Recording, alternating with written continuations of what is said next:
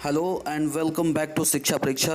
दोस्तों, आज मैं आपके लिए परसेंटेज से जुड़े हुए एक खास टॉपिक को लेकर आया हूं, जिसमें पुराने भाव और नए भाव से संबंधित प्रश्न होंगे।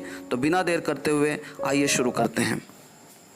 दोस्तों, इस क्वेश्चन में ये जो पहला क्वेश्चन है, इसकी अगर हम बात करें तो देखते हैं कि चीनी के भाव में 20% की कमी हो जाने के कारण एक महिला 360 रुपये में 3 किलोग्राम चीनी अधिक खरीद पाती है। तो चीनी का नया मूल्य तथा पुराना मूल्य ज्ञात कीजिए। अब ऐसा सवाल कंपटीशन में पूछा जाता है और इसमें आपको समय लग जाता है, कभी कभी आप कंसेप्ट नहीं समझ पाते हैं तो गलत भी हो जाता है। लेकिन जो आज मैं बताने जा रहा हूं उसके आधार पे गलती होने की संभावना ना के बराबर है। शायद ही आपको थोड़ा बहुत भाग और गुणा ना आता हो तो आप गलती कर देंगे, नहीं तो गलती नहीं करेंगे। I am sure about it. ठीक है, तो अब इसमें एक छोटी सी कहानी आप मुझसे सुन लीजिए और उसके बाद इस तरह का क्वेश्चन कभी आपसे गलत नहीं होगा। ध्यान रखें, इसमें क्या पूछता है? नया मूल्य और पुराना मूल्य। चीनी की जगह कोई और वस्तु हो सकती है, कोई और सामग्री हो सकती है। भाव में कमी हो जाने पर ज्यादा मिल जाता है। भाई 360 रुपए आप लेकर बाजार जाते थे और चीनी लेकर आते थे, लेकिन भाव गिर गया तो अब उसी 360 रुपए में आपको 3 किलो एक्स्ट्रा चीनी मिलेगी, क्योंकि भाव कम हो गया है। ठीक है, उम्मीद करते हैं ये बात समझ गए होंगे। और अगर भाव बढ़ गया होता तो उसी 360 रुपए में, जैसे अगर हम 10 किलो चीनी लेके आते थे तो अब 10 किलो नहीं, कुछ किलोग्राम कम चीनी लेकर आते। तो अब ये जानना चाहते हैं इस प्रश्न में कि भाई ये भाव में कमी हो जाए चाहे वृद्धि हो जाए तो पहले वाला भाव क्या था, यानी वृद्धि या कमी होने से पहले वाला, जिसको हम कह रहे हैं पुराना मूल्य, और नया वाला मूल्य क्या है। दोस्तों, इसको करने के लिए तो बहुत से लोग बहुत सी चीजें बताते हैं और आप अन्य चैनल पे भी देख सकते हैं और मुझे लगता है कि आपको पसंद भी आता होगा, लेकिन मैं थोड़ा सा इसको अलग ढंग से बताने की कोशिश करता हूं। और इसको परंपरागत मेथड से भी कर सकते हैं, जो डिस्क्रिप्टिव मेथड होता है पूरा एक्स मान करके, ठीक है, उस तरह से भी कर सकते हैं, लेकिन मैं उस तरह से नहीं बताऊंगा। आज मैं आपको अपनी ही ट्रिक बताऊंगा, जिस ट्रिक से मैं करता हूं क्वेश्चंस को। ठीक है, तो देखिए, इस प्रश्न को करने के लिए आपको यहां पर दो चीजें पूछी गई हैं, एक नया मूल्य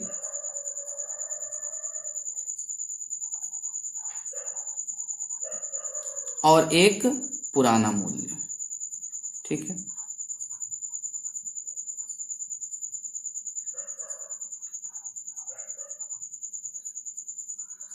अब दोस्तों मैं आपसे एक ही बात कहना चाहता हूं कि अगर नया मूल्य और पुराना मूल्य, इन दोनों में से कोई भी मूल्य निकालना हो या दोनों के दोनों ही निकालने हो तो बहुत आसान है।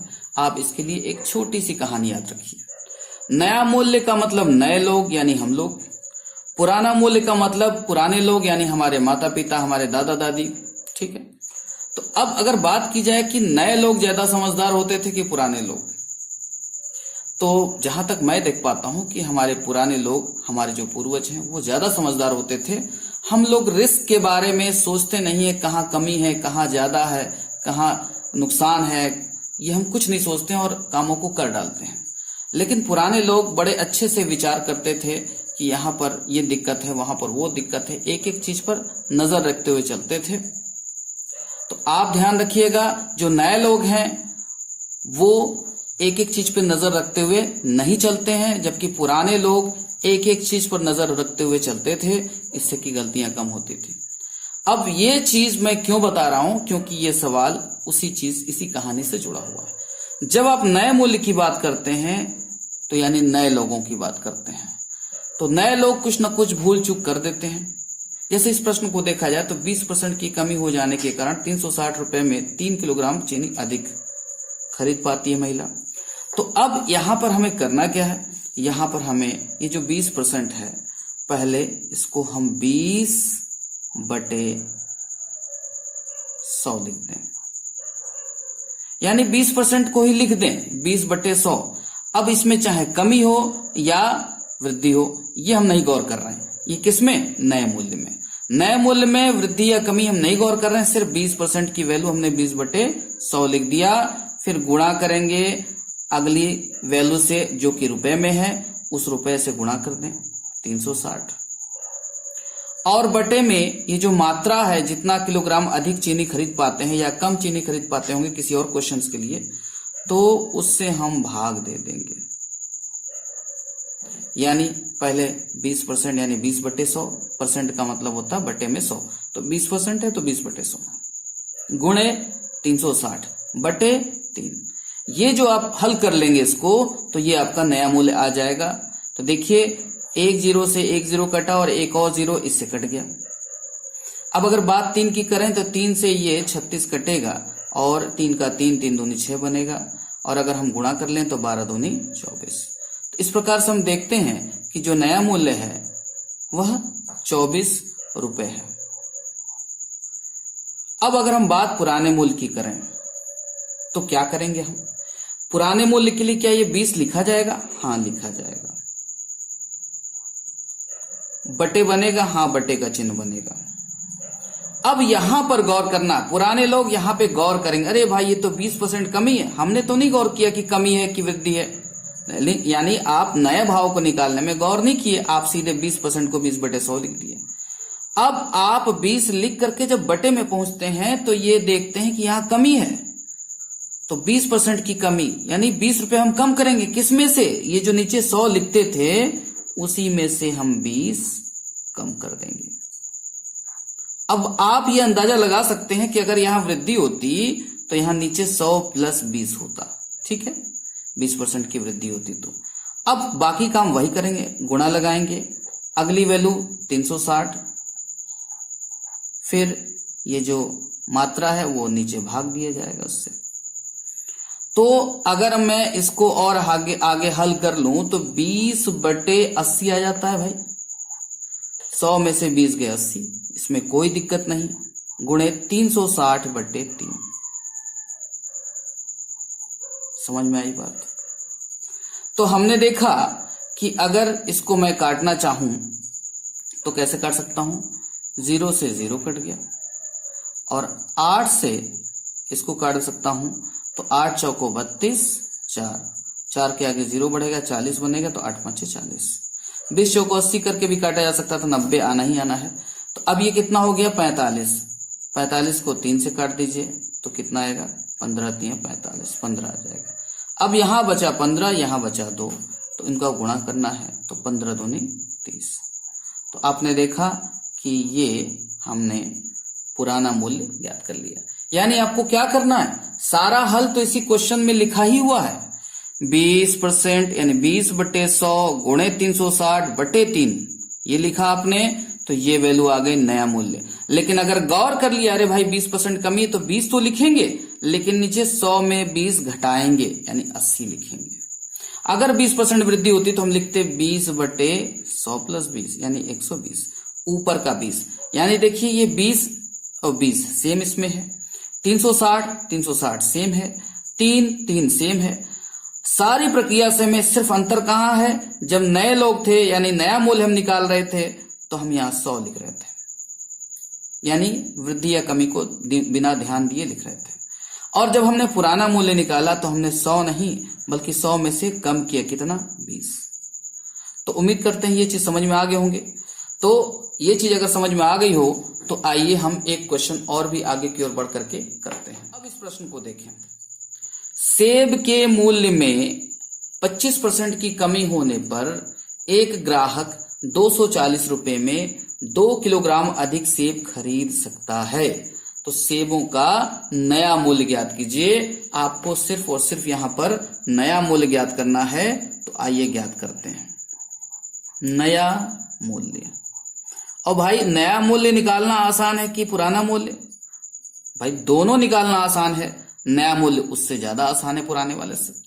तो नया मूल्य निकालने के लिए हम ये 25% लिखेंगे, तो 25/100,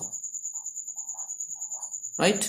उसके बाद अगली वैल्यू वो जो रुपया है वो लिखा जाएगा 240, करेक्ट। और उसके बाद ये जो मात्रा है इससे भाग दिया जाएगा /2। अब हम क्या कर सकते हैं? अब हम 0 से 0 को काट सकते हैं, इसको सिंप्लीफाई कर दें और 2 से भाग दे दें। 2 का 2, 2 दूनी 4, ठीक है जी। और इसको 5 से काट दें, 5 दूनी 10, 5 पच्चे 25, ठीक है। और 12 पांचे 60 बटे 2 यानी 30। इस कैलकुलेशन को आप ऐसे भी कर सकते थे, ये 30 रुपए आ गया आपका नया मूल्य। इस कैलकुलेशन को आप ऐसे कर सकते थे, 25 बटे 100 था आपके पास, गुणे 240 बटे 2 था, तो आप 25 चौको 100 कर सकते थे, 4 छक्का 24 और 1 0 ये, और 2 से इसको काट दीजिए, 2 3 6 और 1 0 यानी 30 रुपए। ऐसे भी इस कैलकुलेशन को किया जा सकता है। और भी तरीके से इस सवाल को किया जा सकता है, लेकिन मैंने सिर्फ इसी तरीके से किया। अब ये हमने नया मूल्य निकाल लिया। अगर यहां पर पूछा तो नहीं गया है पुराना मूल्य, लेकिन अगर पुराना मूल्य पूछा होता तो हम क्या करते, 25 तो लिखते, 25 तो हम लिखते, लेकिन 25 लिखने के बाद नीचे 100 में से 25 घटाते तो हमारा पुराना मूल्य निकल आता। लेकिन यहां नया मूल्य पूछा गया। तो आइए प्रश्न में चीनी के मूल्य में 40% वृद्धि के कारण, अब यहां वृद्धि दी गई है, कोई आदमी 600 रुपए में 6 किलोग्राम कम चीनी खरीद पाता है, तो चीनी का नया मूल्य तथा पुराना मूल्य ज्ञात करें। नया मूल्य क्या है? नया मूल्य के लिए कोई दिक्कत नहीं, 40% है तो 40 बटे 100 गुणे 600 रुपए बटे वो मात्रा 6 किलोग्राम, ठीक है। 2 जीरो से 2 जीरो कट जाता है, और उसके बाद 6 से 6 कट गया, कितना आ गया भाई 40। तो नया मूल्य 40 रुपए हो गया, यानी 40 रुपए प्रति किलोग्राम। कहीं भी मूल्य हमने बताया तो प्रति किलोग्राम का ही मूल्य बताया, ठीक है। तो इसको आप ध्यान रखें, आप इसको माइंड ना करें कि भाई प्रति किलोग्राम नहीं बोल रहे हैं, मैं प्रति किलोग्राम के हिसाब से ही बोल रहा हूं। तो 40 रुपए। अब हम पुराने मूल्य की बात करते हैं। तो पुराने मूल्य में हम 40 तो लिखेंगे, लेकिन जब 40 के नीचे लिख रहे होंगे तो वहां थोड़ी सी सावधानी बरतेंगे, क्योंकि पुराने लोग सावधानी बरतते थे, देखते थे कि वृद्धि है या कमी है। तो ये वृद्धि है कितने की? 40 की। तो किसमें? 100 में। यानी हम 100 में 40 बढ़ा दें तो क्या हम 140 लिख सकते हैं? बिल्कुल लिख सकते हैं। गुणे और बाकी चीजें 600 बटे 6, 600 बटे 6 ऐसा लिख सकते हैं हम। ऐसा करने के बाद हम 0 से 0 काट देते हैं, और 2 से 2 दूनी 4 और 2 साते 14, ठीक है। उसके बाद 6 से इसको काट देते हैं, तो 6 कम 6 और 2 0, तो ऊपर 100 गुणे 2 बचा, जो कि आपका 200 बन जाएगा, और नीचे 7 बचा। और जब हम 7 से 200 में भाग देंगे तो कितना आएगा? 7 दूनी 14, पहले तो 2 बार जाएगा तो 6 बचेगा, क्योंकि 20 है, 20 में से 14 घटाएंगे तो 6, तो 6 के आगे 0 बढ़ेगा तो 60, तो 60 को हम 7 से काटेंगे, 7 8 56 यानी 8 बार जाएगा, और 4 शेष बचेगा, वही शेष ऊपर लिखा जाता है, और ये जिससे हम भाग दे रहे हैं वो नीचे। इतना रुपया ये आ गया पुराना मूल्य। कहीं मेहनत, कोई मेहनत नहीं लगी। आप अगर मैथ्स करने बैठे हैं और आप चाहें कि गुणा भाग भी ना करना पड़े, तो ये गलत आप सोच रहे हैं, आपको ये काम तो करना ही पड़ेगा, ठीक है। अब एक प्रश्न और ले लेते हैं आगे बढ़ करके। अब ये जो प्रश्न है आपके सामने आ चुका है, इसमें कह रहा है कि चीनी के मूल्य में 20% की कमी होने पर खरीदार 160 रुपए में 8 किलोग्राम अधिक चीनी खरीद सकता है। कमी होने से पहले चीनी का प्रति किलोग्राम मूल्य क्या था? यानी इसने क्या पूछा? कमी होने से पहले, यानी पुराना मूल्य पूछा। तो यहां पे कौन सा मूल्य निकालना है? पुराना। इसको आपको ध्यान रखना है। तो पुराना मूल्य यही लिख देता हूं, पुराना मूल्य। कैसे निकालेंगे? बहुत सिंपल है। पुराने लोग कमी और वृद्धि का ध्यान रखते हुए काम करते थे। तो यहां पर हमारे 20% कमी है, तो पहले तो हम 20 लिखेंगे, लेकिन उसी 20 को हम कम करेंगे, किसमें से? 100 में से, नीचे आकर के।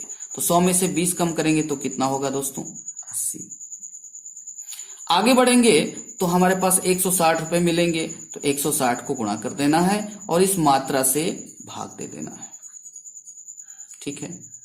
अब आप ये देखें कि 20 चौको 80 यानी 4 बार में कट गया, और 8 दूनी 16 और 1 0 20 हो गया, और 4 से अगर हम भाग देते हैं तो 4 5 20, 4 से अगर हम भाग देते हैं तो 4 5 20। ठीक है, तो कितना आ गया भाई 5 रुपए आपका आंसर आ गया। ये आपका पहले का मूल्य है। तो यहां पर नया मूल्य निकालना होता तो फिर 20/100 गुणे 160/8 कर देते, वो भी आ जाता।